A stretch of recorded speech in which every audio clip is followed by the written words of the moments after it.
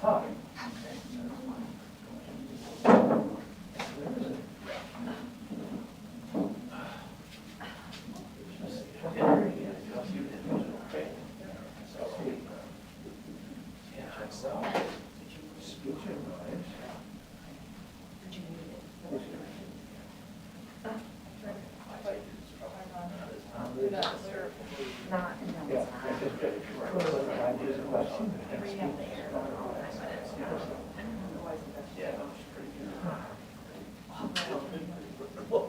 And it was little.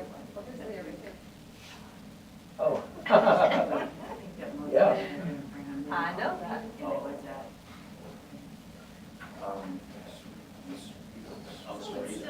But we played 9 holes straight. And we were like, how about if we go in and play some video games? So, yeah. Yeah. It would be fun. I think.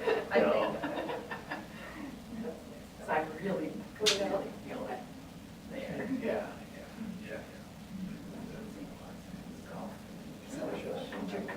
Right.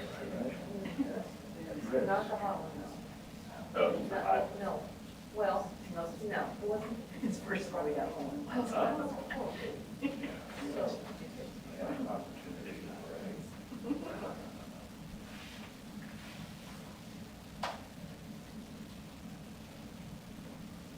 But yeah, it's amazing. Nice. We walked and we checked it.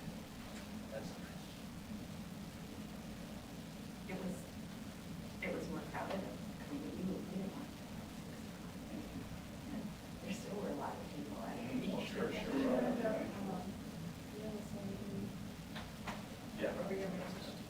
Sounds, we were doing something. The sound system on that.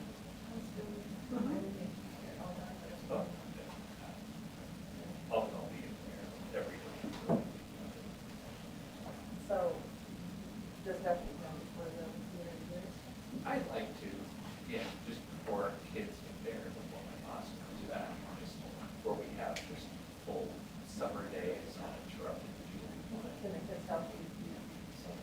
They come in here and there over the course of the summer. I also have my set group, which are all adults. I pay them hourly to come and help with a lot of different projects. You got new sounds? You got new sound stuff, right? Some, yeah, there was a large sound pool. Well, I mean, it's like everything was very much in disarray, and that's just like everything was like decrepit. But buried underneath a lot of other things was a soundboard that just needed some minor repair work, because somebody was sent it there and it wasn't too expensive, so now we're reusing that. Whatever. Well, they're specifically like that. I couldn't tell you the brand, but they're like the closed system walkie-talkie headset kind of thing. Just because the schools never used those before. And like this past year, if I wanted to say like, I'm up in a second floor booth and I need to talk to someone backstage, I had like text them on their cell phone, which I prefer to. But so now I buy headsets on these things. That's great. And so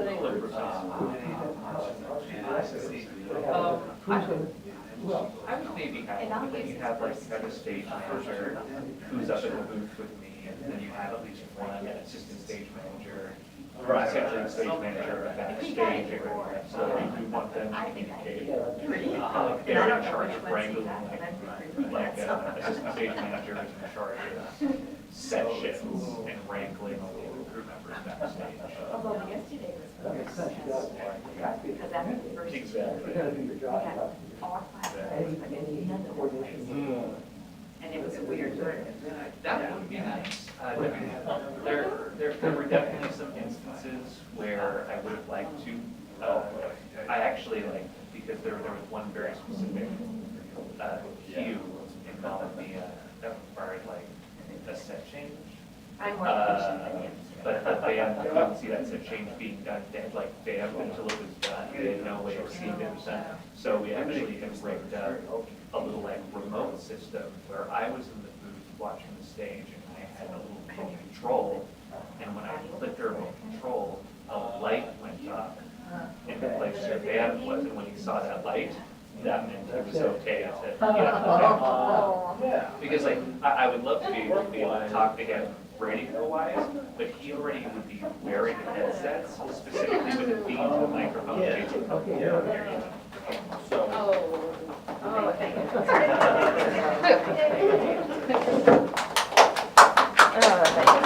Oh, really? You're too kind. Oh, you're doing it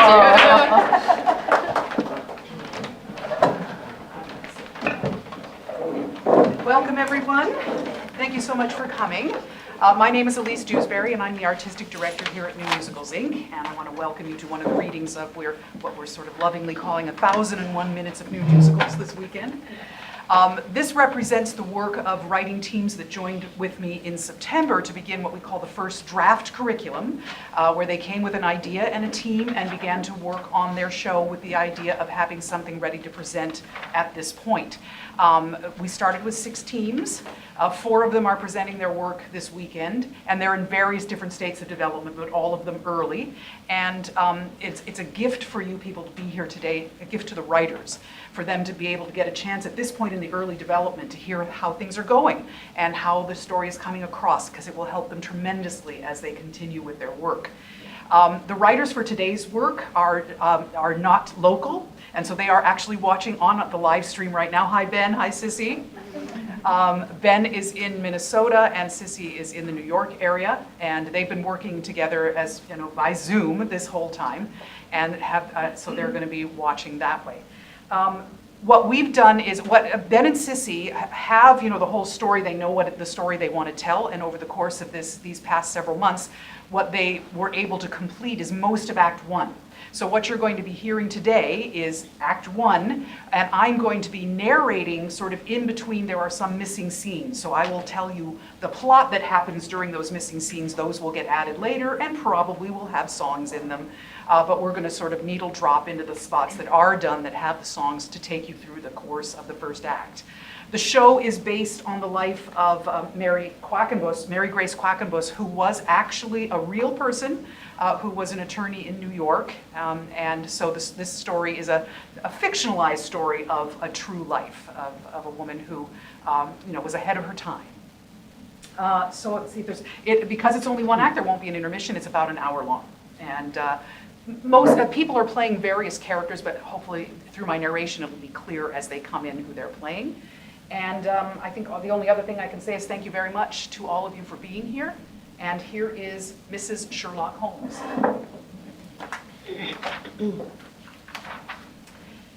Act 1, Scene 1. It's 1906 in New York City. It is a time of great opportunity and great hardship for immigrants to the city, over 1 million of whom are poor and living in cramped tenements in the city's Lower East Side. The scene begins on a street in the East Village. There are a number of poorly dressed people doing menial tasks or lounging in doorways. Grace and Henry Quackenbos walk through the crowd. You sure picked a swell place to open a law office. I wanted my office to be close to the people I want to serve. Well, here it is. What do you think? I think it's small, dusty, and a waste of your inheritance. Oh, Henry, we've been over and over this. Yes, and I've been tolerant of your lady lawyer project, but opening up your own office is going too far. Why couldn't you have stayed with the Legal Aid Society? The Legal Aid Society is so limited in their methods. I know I can do better on my own. Don't you see this project is silly? No one is going to take you seriously. And when you say no one, you mean you. You have never taken my ambitions seriously. I've always believed that women should have hobbies, but this hobby horse of yours is galloping away with you. If I were a man, you'd have the courtesy to call my hobby horse a profession. Why do you need a profession? My medical practice does very well, and your parents left you more than enough of your own money to live comfortably for the rest of your life. Thank you for remembering that it is my life. My father taught me that to whom much is given, Much is expected. You and your romantic notions. Be sensible for once. I am sensible, Henry, and that's the problem. You think that because I'm a woman, I should be content sitting home all day gossiping with silly socialites about their myriad nothings. I don't understand your obsession with the poor. What about the rich? They have problems too. Yes, but the rich have the resources to get the help they need. I want to help the people who get trapped in the quagmire we call the legal system in this country. Especially poor immigrants who come to this country looking for a better life. I've got free time, I've got knowledge, and too much coffee and too much college, and now I've got to do something. The system's broken and we've ignored it.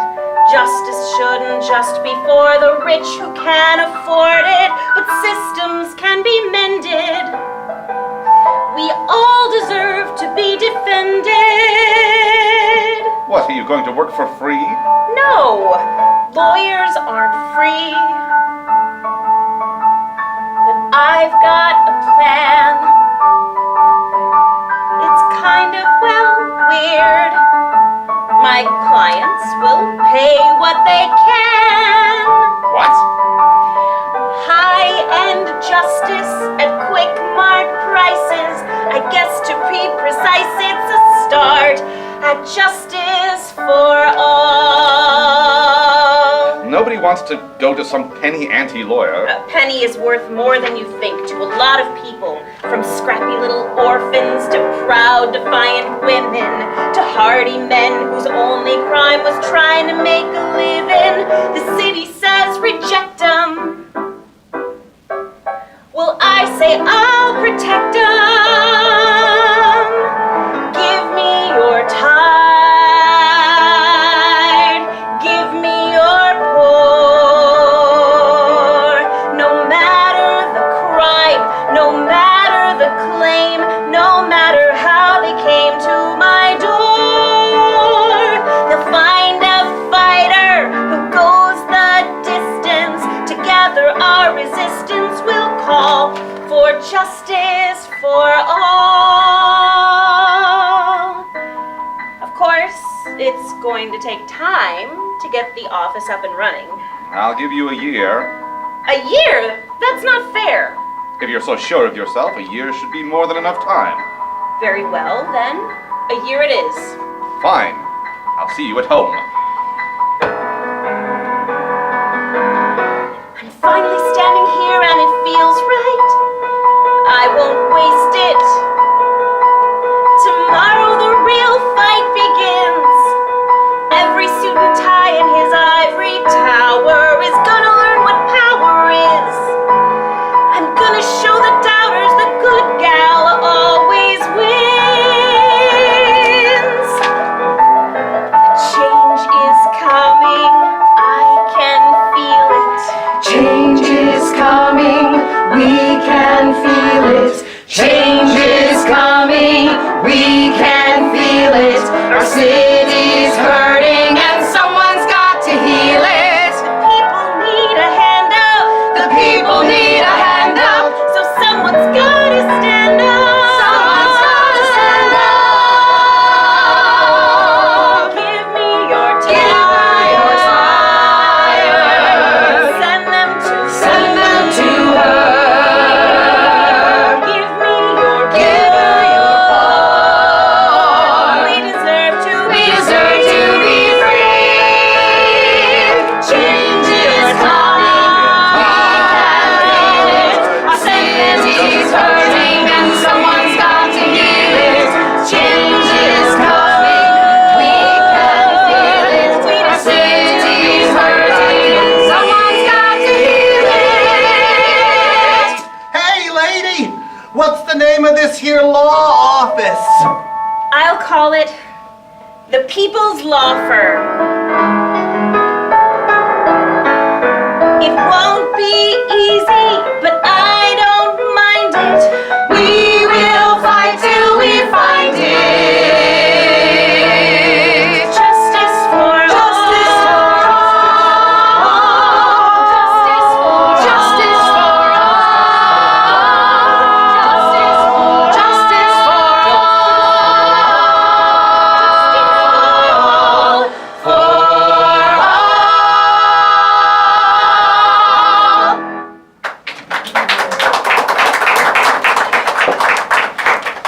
Scene 2, lights up on the office of the People's Law Firm.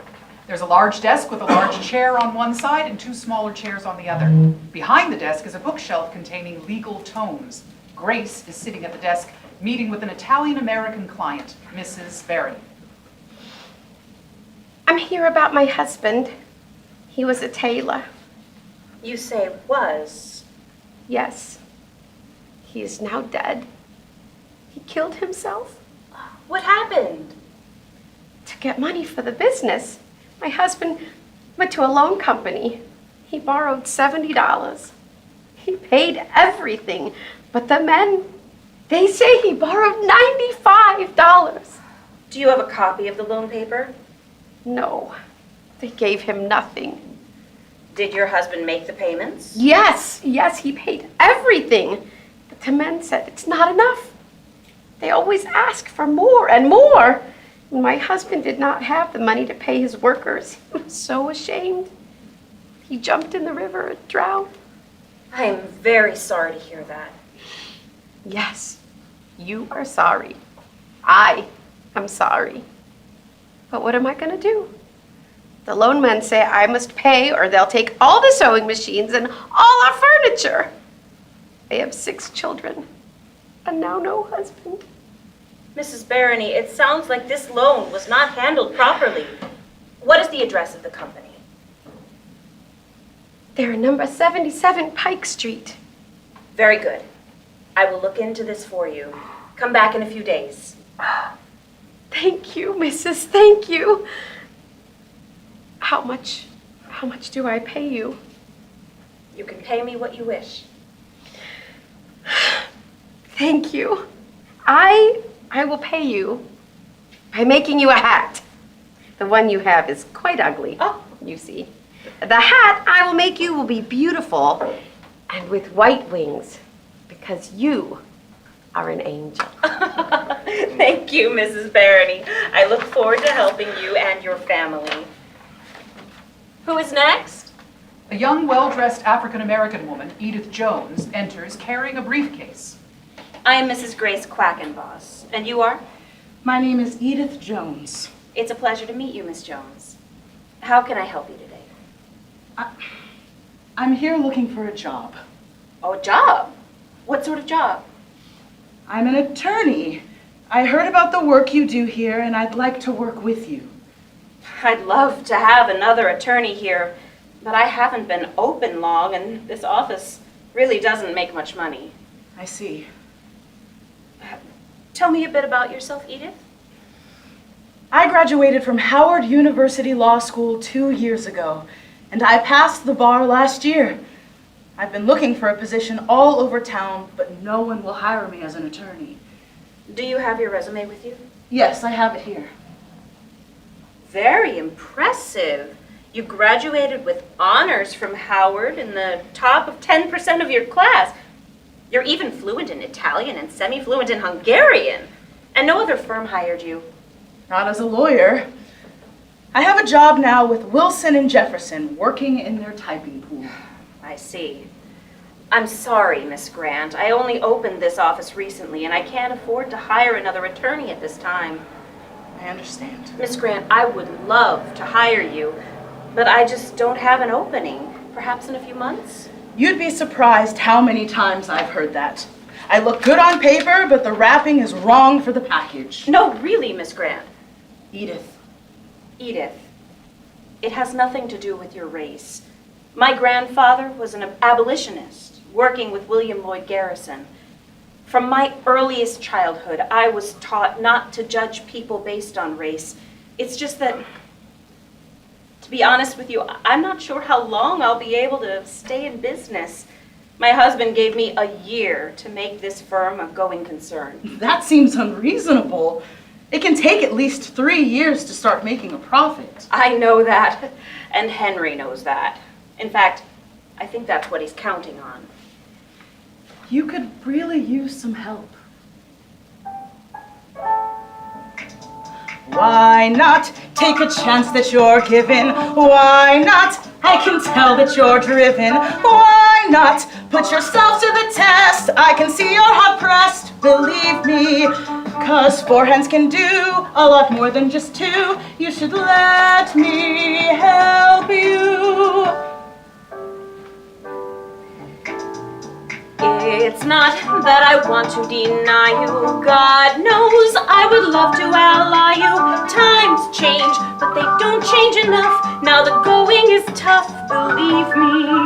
So you know as well as I do, why not? But you'll never know. I don't have to know. Not if you don't try. But I've got to try. We start up down low. Men keep us down low. But we'll rise up high. Men don't really know, but they'll find out just what we women can do. Women can do. Women can do it all. Why There's not? no way What to are you so know. afraid of? Come on, If you let don't them see right. Why not? Put yourself to the test. Just forget all the rest. Believe me, and we'll show the world what we can do. We'll show all the men that we can think too. Both of us busting through. Why not?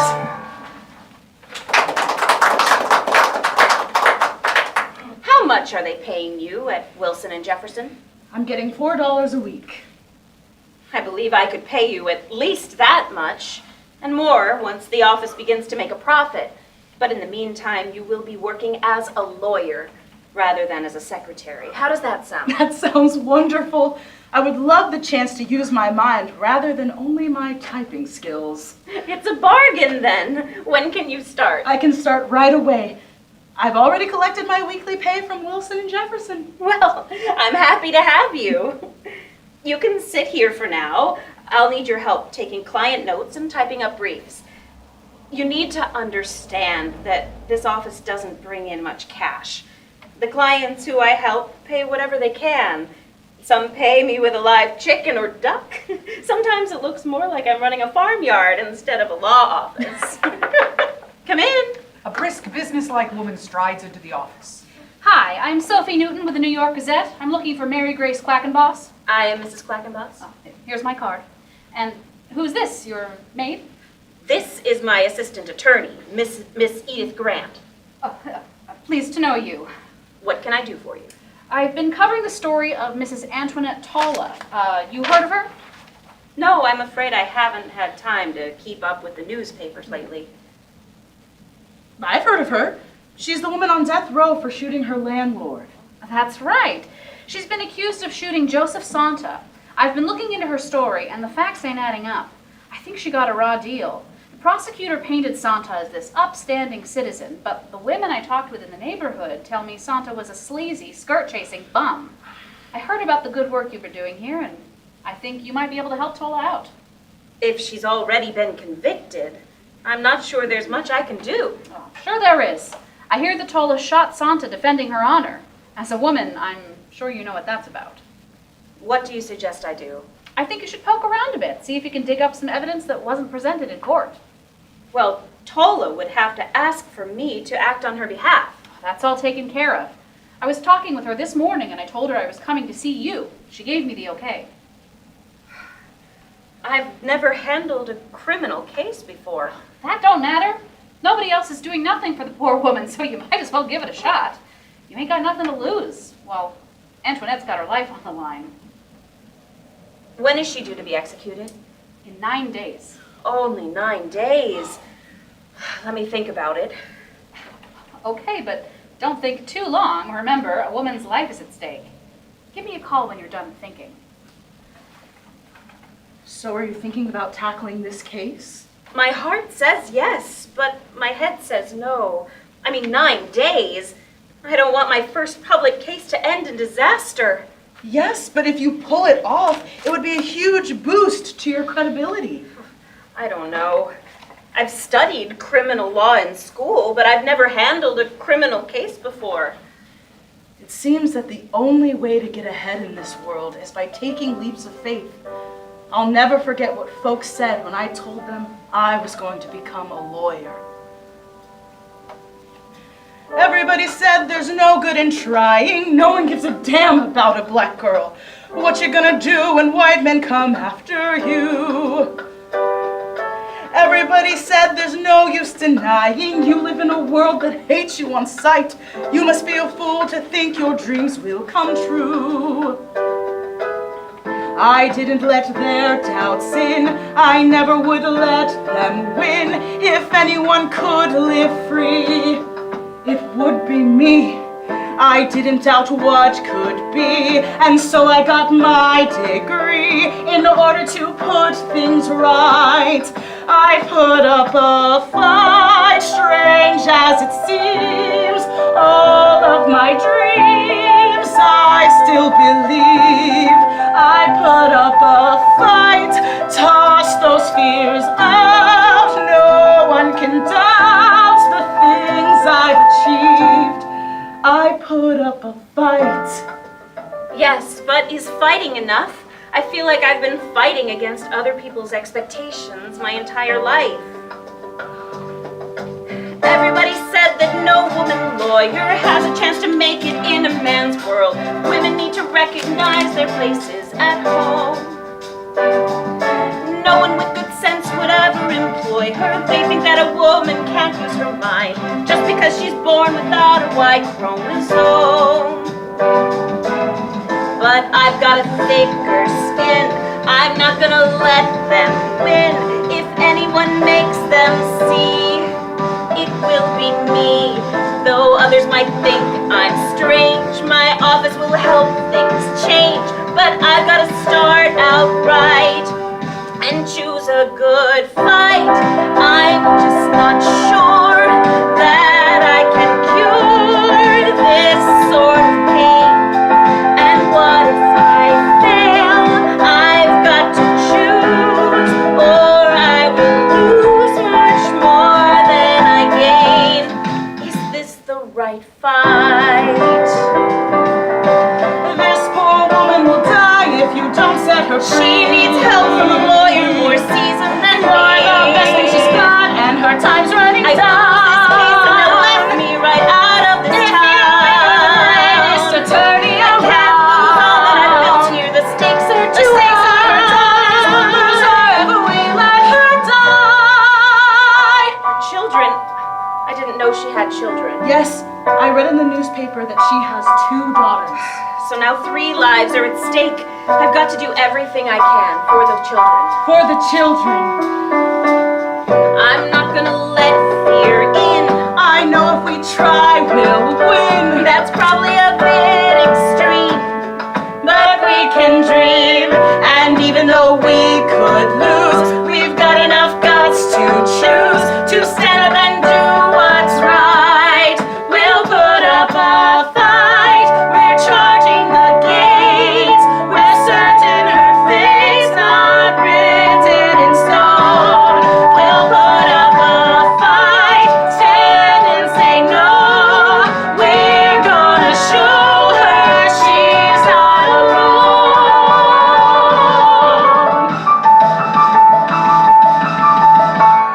We'll put up a fight.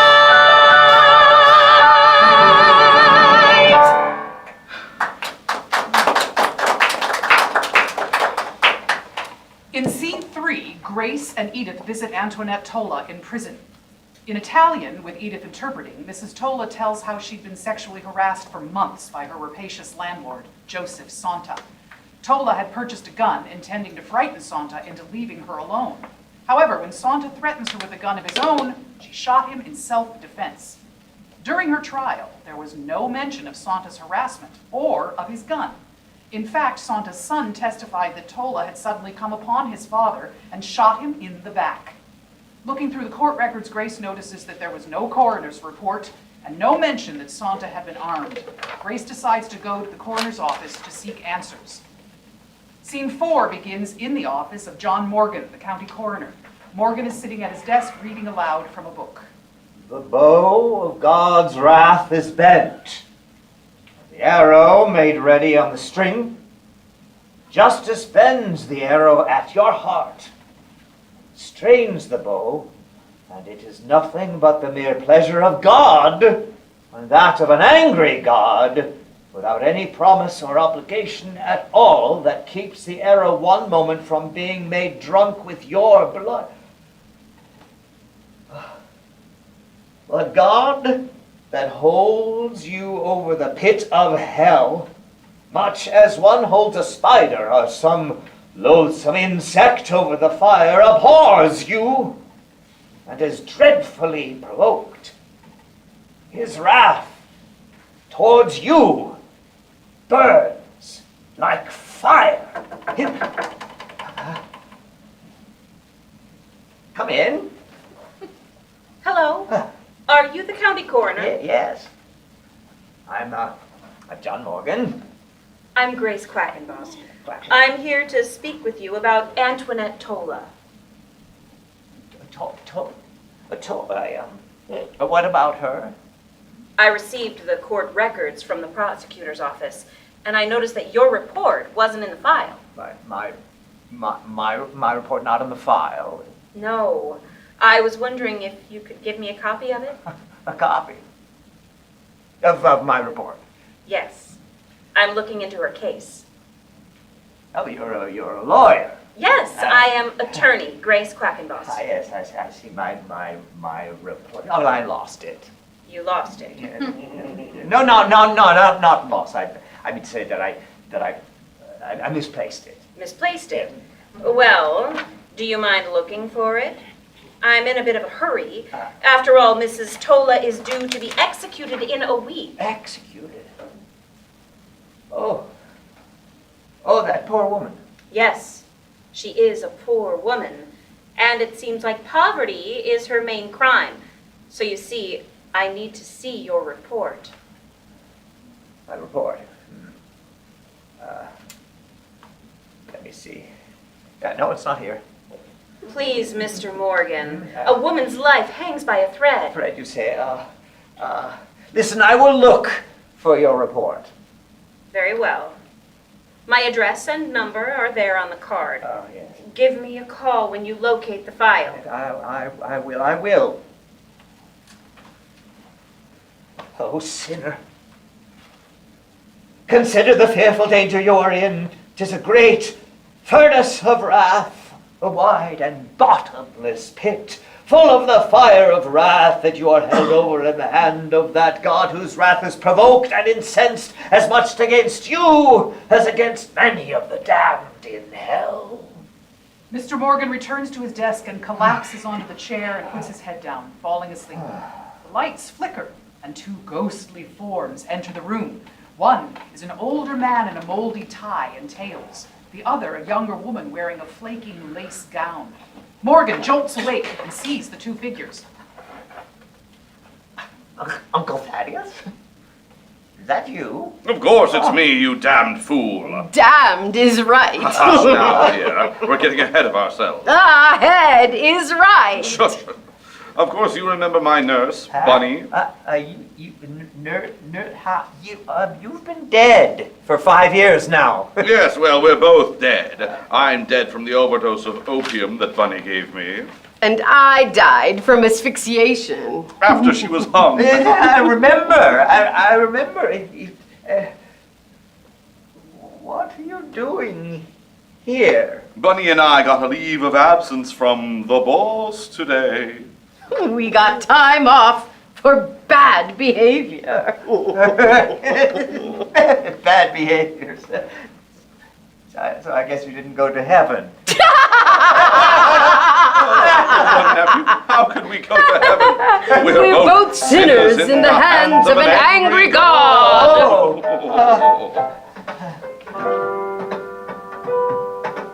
I owned half of all the Upper East Side, and the other half, it says, King of Kicking Families out on my epitaph.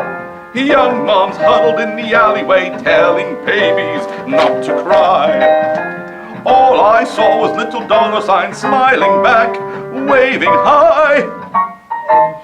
I was working as a medical aid, helping folks in pain. I'd give opium to any who paid for a tiny gain. And the only inconvenience, on occasion, they would die. Oops! Oh. So a couple dead degenerates bought me lace and golden hoops. You can pray and plead all night and day. You try to find a brighter way, but honey, you are headed straight to hell.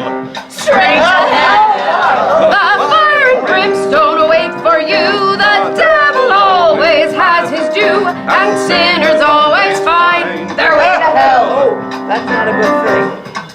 The devil's gonna get ya. The devil's gonna get ya. He'll drag you away. He'll make you pay all your sins, rotting in hell. Their daughters are waiting for their mom to return. They're in Jesus' hands. Can you feel the fire starting to burn? No one understands. It's You do right, but only when it's easy. It isn't easy. It isn't fair. Shaky morals make me queasy. I'll do my best, I swear. Bravely all night and day, you try to find a brighter way, but honey, you are headed straight to hell. Heaven's gates are open wide. The fire and brimstone await for you. The devil always has his due, and sinners always find their way to hell. Let me go! Let me go! The devil's gonna get ya. The devil's gonna get ya. He'll drag you away. He'll make you pay all your sins, rotting in hell.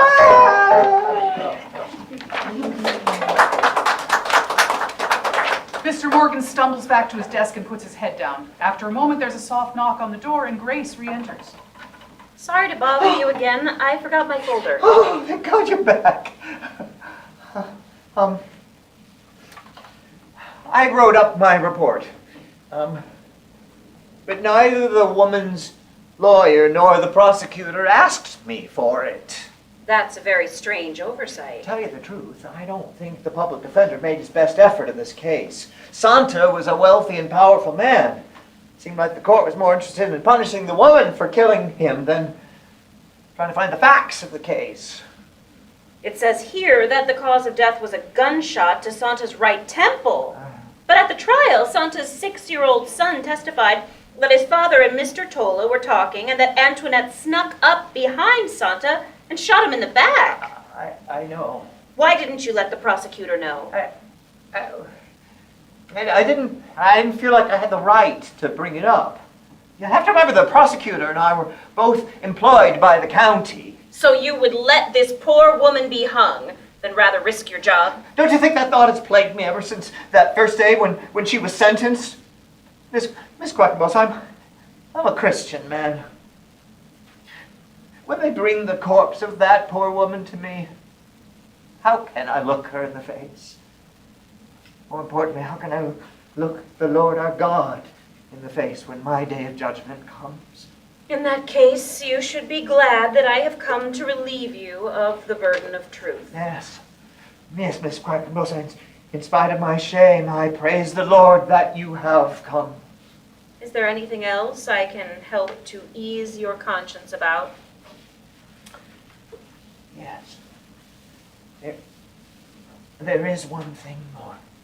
What is that? These are the personal effects that were removed from the corpse. This was Santa's gun. Yes. The court record said that Santa was unarmed. It's a dirty system, Mrs. Quackenbos. I'm sorry that my soul can never be entirely clean. Would you be willing to sign an affidavit verifying the report and the presence of this gun? I will do so, gladly. May I use your phone? Yes, of course, of course. Hello?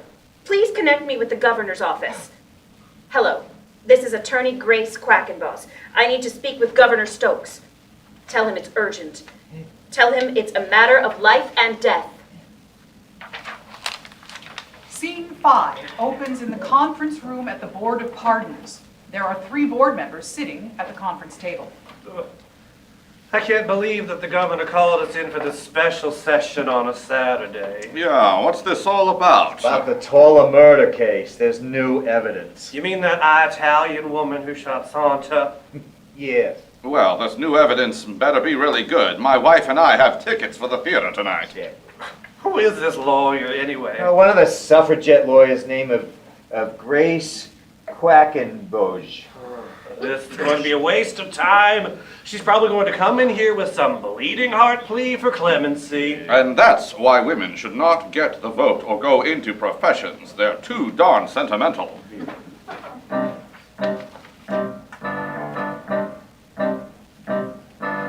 Who is she to get involved after all this case is solved?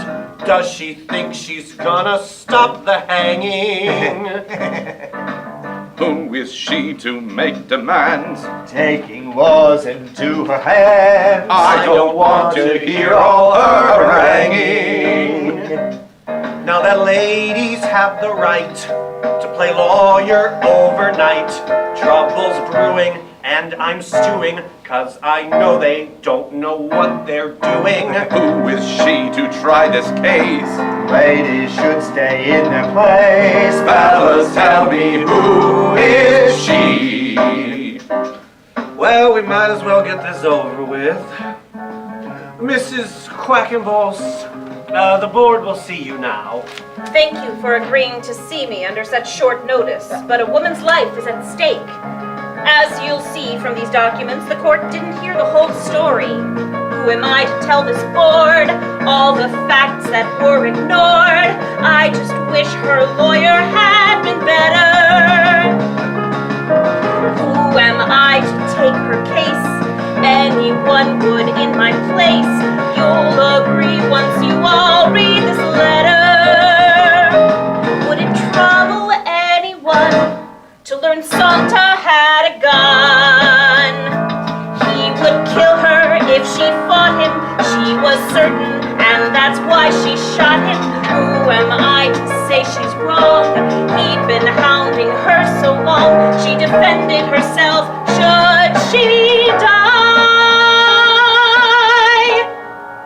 So, Santa was armed after all. He wasn't shot in the back. He was still shot. That's the point.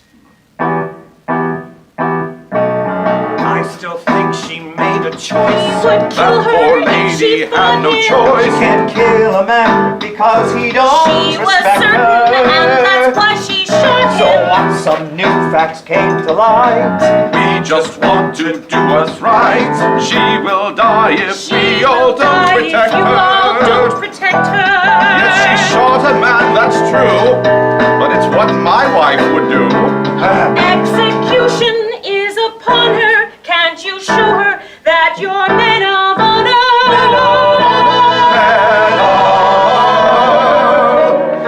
By God's grace, she's still alive. She was fighting to survive.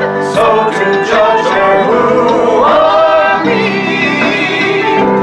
Who are we to let this poor girl die?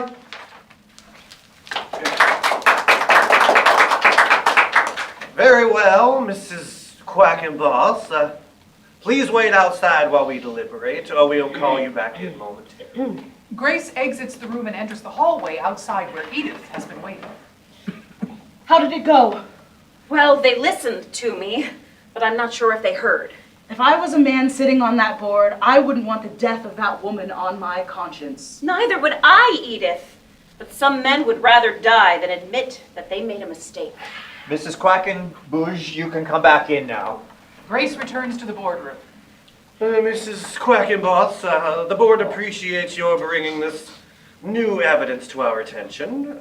We have agreed to commute Mrs. Tola's death sentence. However, the fact that she did kill a man with a weapon she purchased for the sole purpose of protection against this same man cannot go unpunished. She is not an innocent woman. We have therefore agreed to sentence her to 7.5 years in prison for this crime. Thank you, gentlemen. Good day. Grace picks up her briefcase and calmly returns to the hallway. Once the door closes behind her, She will live! Antoinette will live! Scene 6 opens in the People's Law Firm several days later. Edith is sitting at a work table with a large scrapbook and several newspapers. She's cutting articles from the papers and pasting them into the scrapbook when Grace enters. Good morning, Grace. Morning, Edith. What are you doing? I'm cutting out newspaper articles about our firm. I'm putting them into this scrapbook. The Tola case has already taken up 5 full pages. I hope Tola wasn't just beginner's luck at work. Whatever it was, people have begun to take notice of our firm. I suppose you're right. I'm hoping it will attract more paying customers so I can give you that raise I promised you. That would be swell. Speaking of payment, Mrs. Barony stopped by and brought you this. Oh, I remember Mrs. Barony promised to make me a hat. What do you think? Well, it's certainly festive. Yes, but it's nothing that I would wear. Do you want it? No. To tell the truth, I'd be scared to wear it. One good gust of wind and I'd end up in Jersey. Still, it's a beautiful thing. I think I'll display it here on the bookshelf. There, what do you think? I think it looks lovely. Yes, Mrs. Barony put a lot of love into that hat. It really brightens up the place. That it does. I saw several new clients in the waiting room. Some of them are quite well dressed. I'll show the first one in. Next. A man wearing a suit and tie enters carrying a briefcase. Good morning. Oh, good morning. Are you attorney Quackenbos? Yes, and you are? Well, my name is Howard Humiston. Pleased to meet you, Mr. Humiston. What can I do for you? I read about your victory saving the life of that poor Tola woman, and I thought I'd come by and see if you have any openings at your firm. To tell you the truth, Mr. Humiston, it's just Edith and myself at the moment. I'm not in a position to hire anyone else. Oh, I see. Well, tell me a little about yourself. I graduated from the Yale School of Law 2 years ago, and I passed the bar this year. I've been working as a law clerk over at Brooks and Eckley. Oh, I brought along my resume. Very impressive. I would love to hire you, Mr. Humiston, but I'm afraid the firm is not making very much. What would you call it, Edith? Liquid income. Well, we did get that jug of wine from Mr. Romanoff the other day. What I'm trying to explain is that most of our clients are poor, so they often pay us in the form of gifts. Chickens, ducks, hats. Anyway, Mr. Humiston, our firm is still new, but perhaps we'll be more prosperous in the future, and I can offer you a position then. Oh, of course. Listen, I'm not working today, so I'm wondering if you'd mind if I sat in and observed your work? I don't see why not. What do you think, Edith? Sounds fine to me. But if you'd like to make yourself useful while you're here, you can help by adding these newspaper articles to our scrapbook. Oh, I'd be delighted. Good morning. Who's next? A poor, disheveled man and woman enters. I'm attorney Grace Quackenbos. Yes, we know you. You are the angel dressed in black. What's been helping our people? I don't know about the angel part, but I do dress in black. This is my assistant, attorney Edith Grant. A woman in black and a black woman. Black means strong in my country. And you are? I am Mrs. Amelia Wilinski.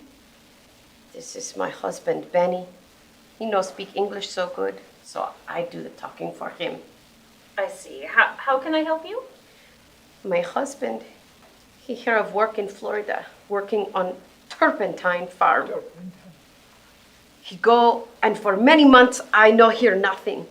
He no send money, no letter, nothing. 6 months later he come home sick, starved, and beaten. Vesla ad ingedet. Es muss dat, es mooi organic. Now there's no need for that. Oh, please, I am a married woman. No. This you must see. Look at what they did to my husband. What happened to him? My God, if those aren't whip marks, I'm not the granddaughter of former slaves. Here, we've seen enough. Please put your shirt back on. It looks like your husband was treated horribly. Why didn't he just leave? They would not let him go. They say he owed them money for food, for tools, for doctor visit. No matter how much he work, he always owe more. They no give him money, just paper that let him buy from the company store.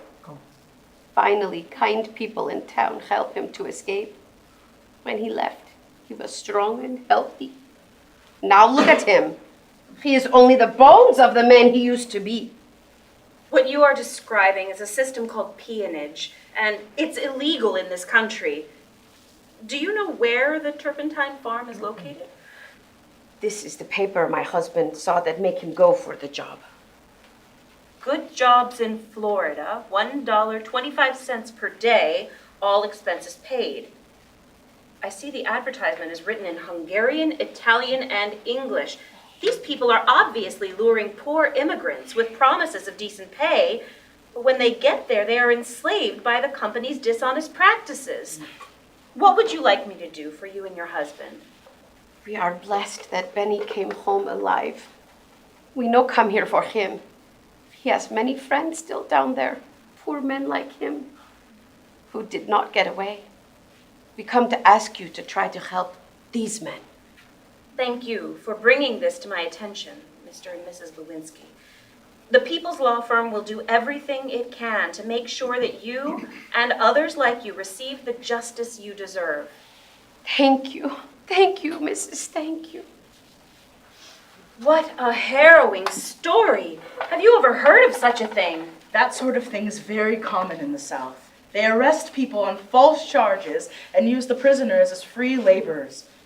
My uncle in Mississippi was put into prison for 2 years, and he ended up working on the same plantation that his parents had lived on as slaves. Why was your uncle arrested? They charged him with vagrancy when he was actually standing in line with the other day laborers. What a wicked system.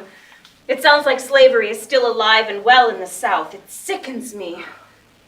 I need to go to that turpentine farm and see what's going on with my own eyes.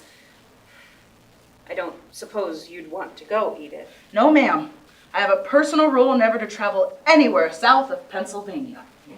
Well, it looks like I'll have to go on my own. I'll go with you. I'm sorry, what did you say? I said I'll travel to Florida with you. What about your job? Oh, I don't need the money to live. I have a private income. I'm only working at Brooks and Eckley to learn enough to start my own firm someday. Well, it certainly would be nice to be accompanied by a gentleman. Then I'm your man. That's wonderful. Edith, do you think you can handle things here on your own? Of course, Grace. When do you want to leave? Tonight, if possible. I saw a train timetable in the paper. Ah, here it is. There's a train from Penn Station to Florida leaving tonight at 8 o'clock. Can you leave tonight, Howard? Oh, there's no time like the present. Good. I'll go home and get packed, and I'll meet you at the station at 7. Oh, how exciting. Oh, I had a good feeling about you and this office as soon as I came through the door, and now we're off on an adventure. I'll see you at the station. Be careful down there, Grace.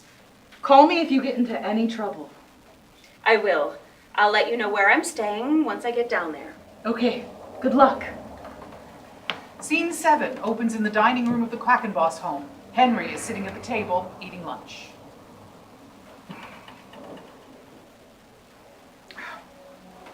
Late again, I see. I'm sorry, darling. I didn't wait to lunch for you as usual, since I never have any idea when you'll be home. That's fine. I don't feel much like eating anyway. Why? What's the matter? I saw something today that makes my skin crawl. Did you know that in the South, they are using immigrants and prisoners to work on plantations?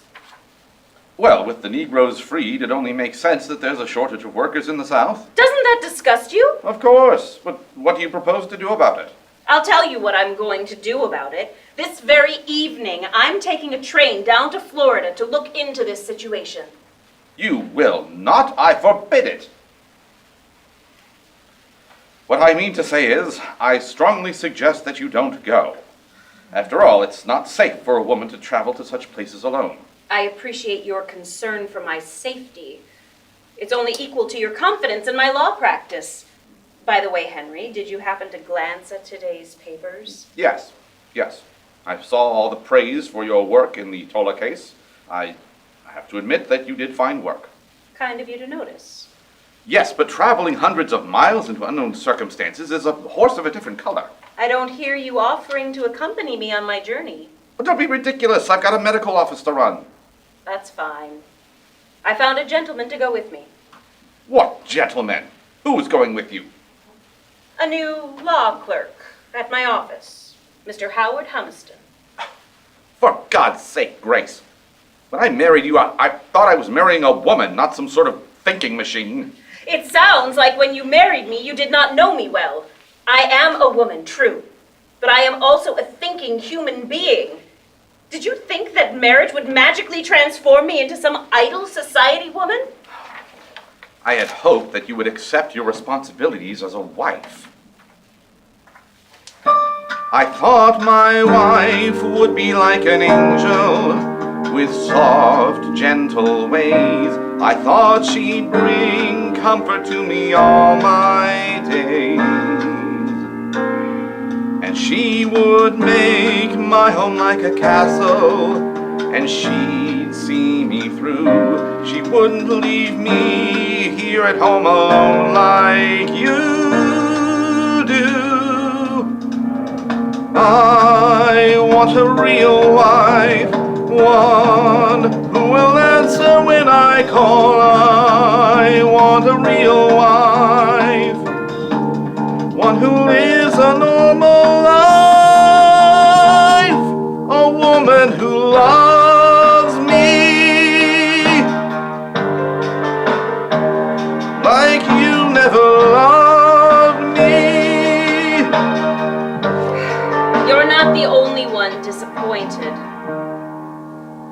I thought one day I would have a husband and we'd be a pair. I thought we'd have dreams in common that we'd share. I thought we'd stand side by side together and he'd see me through. He wouldn't want me to give up my dreams like you do. I want a real man, one who would go to any length. I want a real man who's not threatened by my strength. A man who will love me like you never loved.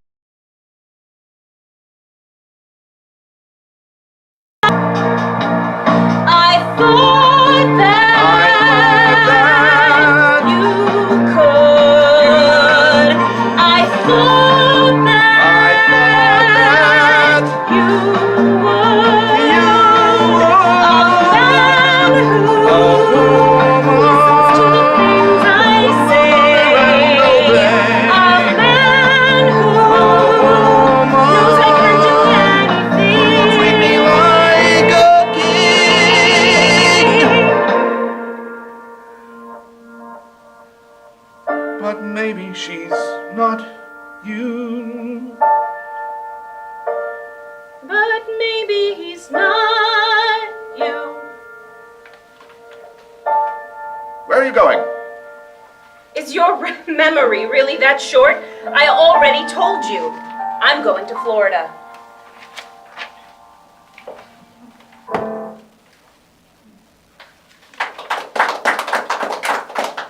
In scene 8, Grace and Howard arrive at the Jackson Lumber Company disguised as itinerant scissor sellers. They are appalled by the poor living conditions they find there. They learn that the workers and their families are underfed, beaten, and paid not with money, but with scrip, which they can only use at the company's overpriced store. Grace is outraged. She and Howard collect 37 affidavits from the workers. In scene 9, Grace travels to the office of U.S. Attorney General Charles Joseph Bonaparte in Washington, D.C. She describes the horrendous conditions she observed at the Jackson Lumber Company and provides him with the affidavits. Bonaparte, who has been investigating similar cases, tells Grace that the affidavits are just what he needs to bring an indictment against the company. He's so impressed by the thoroughness of Grace's work that he makes her Assistant U.S. Attorney General, the first woman to hold such a position, and hires her to help him conduct similar peonage investigations in the South. Scene 10 opens the next day in Henry's doctor's office, which is located in a separate room of the Quackenbos home. There's a pretty young woman sitting in a chair, and Henry stands next to her with a tongue depressor. Open your mouth and say, "Ah, Miss Blakely." Ah. Yes, I see. There is definitely a problem with your humors. Please go into the exam room next door and get undressed. My clothes? All of them, doctor? My mother thought it might just be a case of tonsillitis. Possibly, but I need to give you a thorough examination to rule out other possible causes. Of course, you will find a robe on the exam table that you can put on to preserve your privacy. Oh, all right. Thank you, Dr. Quackenbos. I'll knock on the door before I enter. Miss Blakely exits into the exam room and closes the door. Henry waits a few moments, then removes a picture on the wall that conceals a peephole through which he can see into the exam room. Henry unbuttons his pants and begins massaging himself. Yes, that's it. Oh, you're a pretty little thing. Your little breasts are firm and fresh as two ripe peaches. Henry, dear, are you with a patient? What are you doing? Grace, how many times have I told you to knock before entering my office? What are you looking at there? Henry! Keep your voice down. So this is what you've been doing, touching yourself while watching your female patients undress. Keep your voice down. Yes, I'm touching myself. When was the last time that you touched me? Oh, Henry, don't be ridiculous. You can't blame this on me. I do blame you. If you spend more time at home instead of in that office of yours, I wouldn't have to seek satisfaction in other ways. I can only imagine what sorts of satisfaction you've been seeking. Do you think I'm a fool? I've put up with your working late and returning to our bedroom smelling of rose water, and now this! I'm very sorry, and I won't do it again. I know you won't do it again. At least not in my home. Now, Grace, be reasonable. Oh, I am reasonable. That is one thing you should know already about me. I am ruled by reason, not by emotion. I will not have you bringing disgrace to me and my office. Ha! Like your office is such a huge success that it could be disgraced. Fool! I was not only speaking about my law office. What is that? That, my dear pervert, is the badge of the U.S. Assistant Attorney General. Assistant Attorney General? You? Yes, I. Some men are not so short-sighted as to think so little of my work, as you obviously do. Where are you going? I'm going back to my office to begin drafting divorce papers. Grace, my dear, don't you think you're overreacting? No, Henry, I think I'm underreacting. I should have divorced you the minute I realized that you would not support me and my ambitions. Dr. Quackenbos, I'm ready for my examination. Henry stands flustered and undecided. He looks at Miss Blakely, looks at the office door, then takes Miss Blakely's arm and leads her back into the exam room. Scene 11 opens 3 months later. Grace and Henry are divorced. Edith is typing at her desk. Grace is sitting in the thinker's pose with her elbow on the desk and her chin resting on her hand. Edith pulls the paper she's been working on out of the typewriter and hands it to Grace. Here you go, boss. I've got the motion typed up to file with the court tomorrow. Oh, thanks, Edith. What's the matter, Grace? The matter? Oh, nothing. Sorry, it's been a long day. More like a long 3 months. You haven't been yourself since your divorce. I know. I can't explain it. I just got the sickening idea that I might actually miss Henry. But you hated Henry. I know! Ugh, that's the thought that sickens me. The truth is, I miss having someone there when I get home. Someone to share meals with. I see. You don't miss Henry. You're just lonely. Maybe you're right. You're lucky, Edith, to have a roommate like Dolores. That is certainly true. Dolores is not just my roommate. She's also my best friend. How I envy you. You could probably find someone to share your home with, too. No, I don't have patience for most women, and the ones I might consider are already married. Well, what about finding a nice man? To live with? No, not to live with, to socialize with. Where would I find a man around here? Half the men I meet at bar association gatherings think I'm a joke. The other half are intimidated by me. Well, what about Howard Humiston? Howard? What a ridiculous notion. Why do you say that? Oh, Howard would never be interested in me. Are you kidding? I saw the way he used to look at you when he was helping around here. Oh, no. Howard only had a professional interest in me. I know the look when a man has romance on his mind, and that look was all over his face. Really? Yes, really. I think the only thing that stopped him from going further was the fact that you were married at the time. Oh, no. Do you really think so? Yes, I really think so. You know what I would do if I were you? I would pick up the telephone and give him a call. Call him and say what precisely? I don't know. Ask him to meet you for dinner. Now that Howard has started his own firm, I'm sure he must have forgotten all about me. Not likely. After that peonage work you did together in Florida. Yes, that was a memorable time. In fact, one of the best times of my life. But no, I couldn't. Why not? You don't want to be rattling around your house alone on a Saturday night. Very well. Hello, operator. Please connect me with the law office of Humiston and Olcott. Hello, this is Grace Quackenbos. I would like to speak with Mr. Humiston if he's in. Yes, I'll wait. Hello, Howard. It's Grace. How have you been? Have you been working on any interesting cases? Nothing like our case in Florida. Oh, I agree. Our investigation in Florida was a singular experience. Listen, you're probably very busy, but I was wondering if you were free for dinner tonight? Oh, you are. Where would you like to meet? Delmonico's. That will be wonderful. Fine. Just fine. Shall we say 7? Oh, good. I'll meet you there. Goodbye, Howard. We're having dinner. Delmonico's at 7. Not that I was listening, you understand. Another client this late in the day? It's probably Dolores. We're going to that new vaudeville theater on 125th Street. Come in. A handsome woman wearing a skirt, a man's dress shirt and tie, and a bowler hat enters. Good day, Mrs. Quackenbos. Hello, Dolores. I'll be ready in a minute. I'm just going to collect my wages. Grace, I'm taking an extra $2 for my trip to Jersey last week. Take an extra 5 while you're at it. Are you sure? Absolutely. Thank you so much for your help. Have a fine evening, Grace. You too, Edith. Edith and Dolores exit the office arm in arm. Once they leave, Grace swells with nervous excitement for her upcoming date with Howard. Scene 12 opens on a table in Delmonico's restaurant. Howard is sitting in a booth.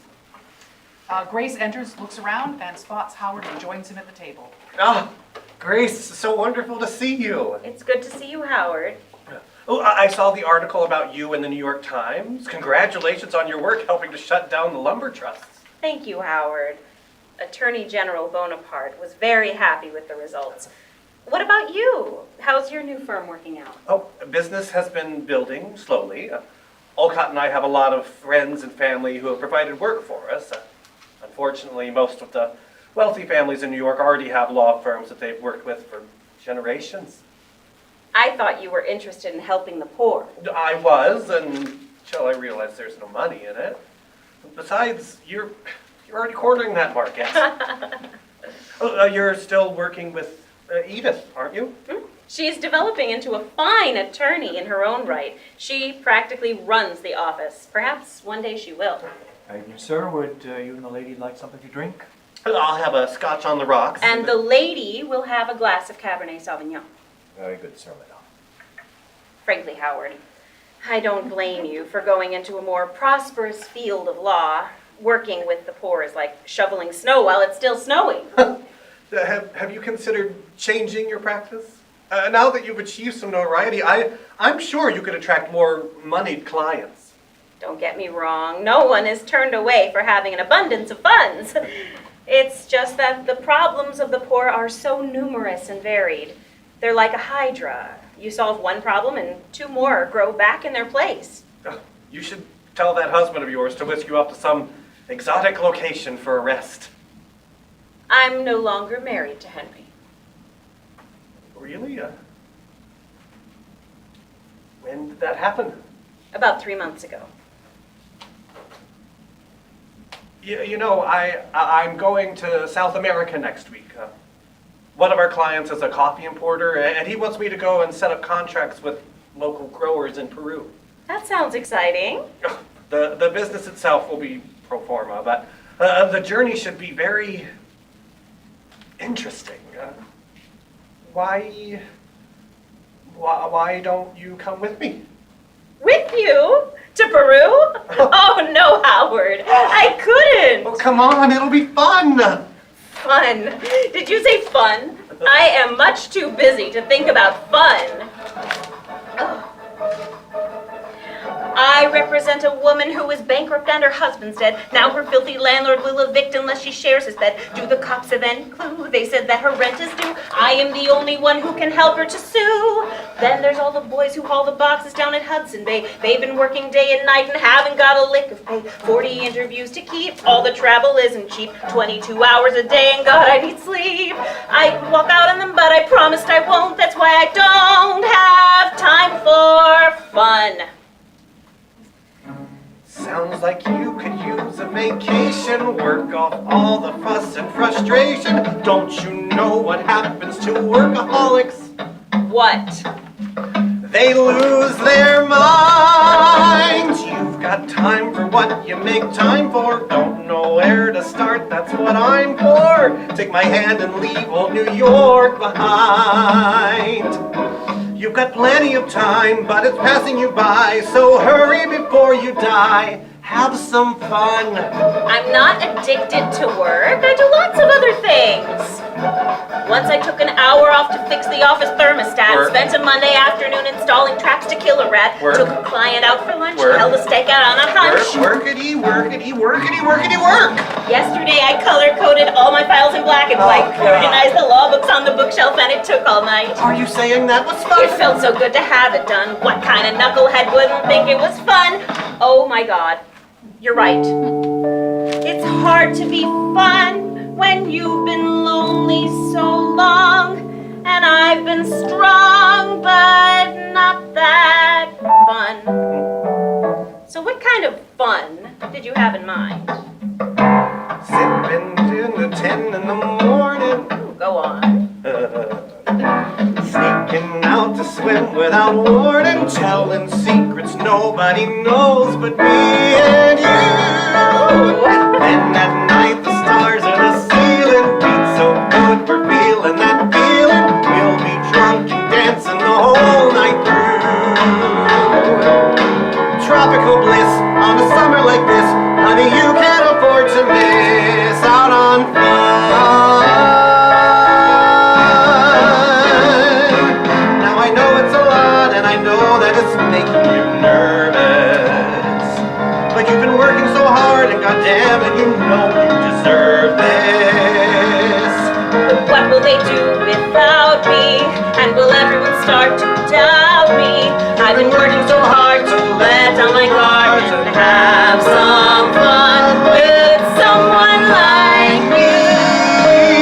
I've still got a client and her husband's dead. Now her filthy landlord will evict unless she shares the bed. The cops have any clue? They said that her rent is due. I am the only one to sue. Then there's all the boys who all the bugs down at Hudson Bay. They've been working night and day and haven't got a lick of pay. 40 interviews to keep, all the travel is cheap. 22 hours a day, and God, I need sleep. It's hard to be fun when you've been losing so long. I'm controlling myself to try to prove that I'm wrong. Feeling is right, so how can it be wrong? Let's both have some fun. So, you'll come to Peru with me? Yes. End of presentation.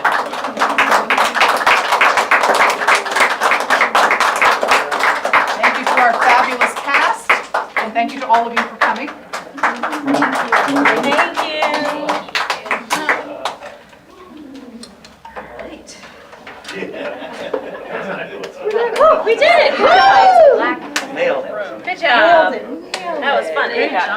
warm in here. Oh, yeah. Tropical bliss Air on an conditioning went evening off like and I was this. like, oh, that's not good. And then it never went back on. I was like, no, that's really not going to be good. It's really going to get uncomfortable. All right. Well, You're in charge. yep. You got this, Edith. I'm going to Peru. Yeah. Jesus, it's great. Fun true story. I'm sure, yeah. That's right. Boats and, yeah.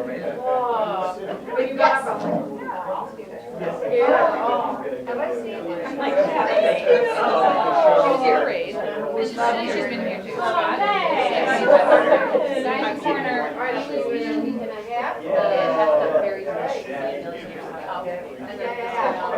Oh, yeah. Yes. Two main they're newer. All right. Okay, well, we've got to put flowers there. Thank you. Oh, thank you so much. Good job. Oh, good. Oh, I'm so glad. That's great. It's a lot of fun. Thank you so much. Yeah, a lot of fun. All right, well. We should stay in here, No. just to cook. Yes. Until we're done. Yeah. Thank you for being here. Nice to meet you.